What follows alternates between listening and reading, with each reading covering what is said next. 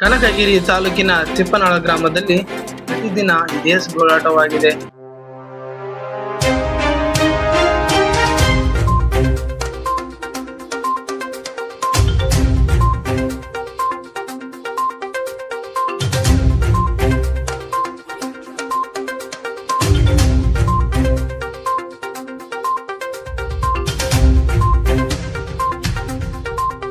ಮಕ್ಕಳು ವಿದ್ಯಾಭ್ಯಾಸಕ್ಕೆ ಕನಕಗಿರಿ, ಗಂಗಾವತಿ ಹಾಗೂ ಕಲಿಕೇರಿ ಗ್ರಾಮಕ್ಕೆ ಹೋಗಲೇಬೇಕಾದ ಅನಿವಾರ್ಯವಾಗಿದ್ದು ದಿನಾಲು ತಡವಾಗಿ ಹೋಗುತ್ತಿದ್ದಾರೆ.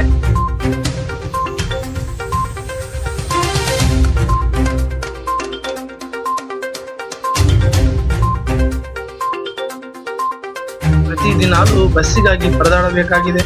ಸುಮಾರು 60ಕ್ಕೂ ಹೆಚ್ಚು ಮಕ್ಕಳು ಬಸ್ಸಿಗಾಗಿ ಕಾಯ್ದುಕೊಳ್ಳುತ್ತಾರೆ. ಇಲ್ಲಿ ಯಾವ ಬಸ್ಸುಗಳು ನಿಲ್ಲದೆ ಹೋಗುತ್ತಿವೆ.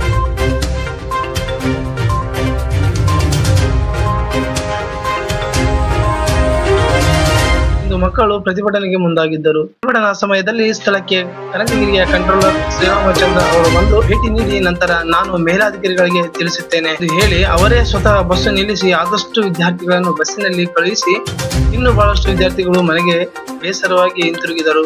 ಕಲಿಕೇರಿ ಶಾಲೆಗೆ ಹೋಗುವ ಮಕ್ಕಳಿಗೆ ಬಸ್ಸು ಹೋಗುವ ದಾರಿಯಲ್ಲಿ ತೊಂದರೆಯಾಗುತ್ತಿದೆ.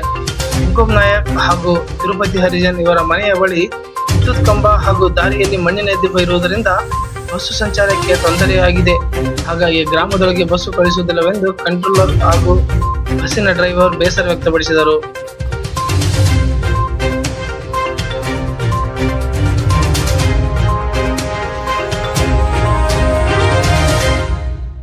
ಅಲ್ಲಿ ಸಮಸ್ಯೆ ಬಗೆಹರಿಸಿದ ನಂತರ ಹೆಚ್ಚಿನ ಮಟ್ಟಕ್ಕೆ ಬಸ್ಸುಗಳನ್ನು ಕಳಿಸುವುದಾಗಿ ತಿಳಿಸಿದರು.